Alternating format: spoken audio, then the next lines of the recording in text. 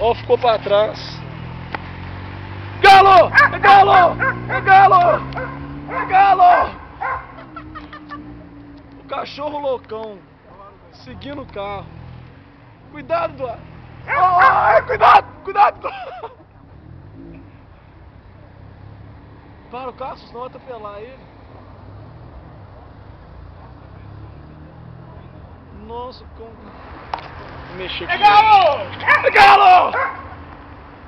Nossa, velho, tô com medo. Não, velho, sabe onde que ele tá mais, não? Nossa, cara. Ele tá fechando. Tá, ué. Vai ter que dar uma bota. Para o carro aí pra ver no cantinho, pra ver o que ele faz. O que ele... É galo! Galo! Não, espera, só espera. A hora que ele vier aqui no carro, a gente acelera. Será que você sai rasgando agora e ele fica pra trás? Olha, ele é esperto, meu. Não, Eduardo!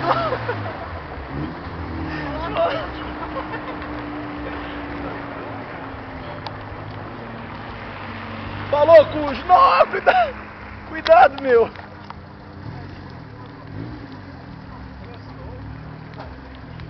É, gente boa.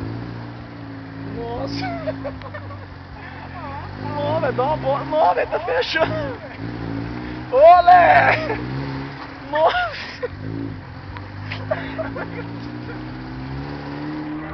O motorista não acredita, meus amigos. Caramba, meu. Galo! Tá ficando cansado, não consigo nem latir mais. Paga esse farol de mira, cara. Paga... Ele tá doidão com farol de mira, cara. Pra enganar ele. Apaga tudo, cara. Nossa, ele sai da frente. Caralho.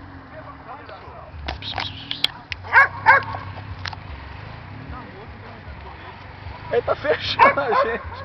Ô, velho, o que você faz com esse cachorro pra ficar assim, velho?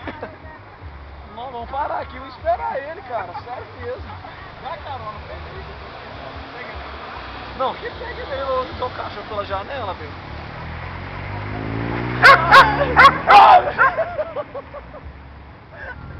Puta que pariu.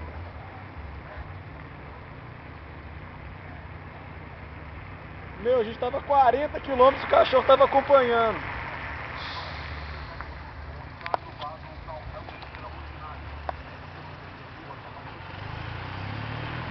Cãozinho, volta, fica aí, cãozinho.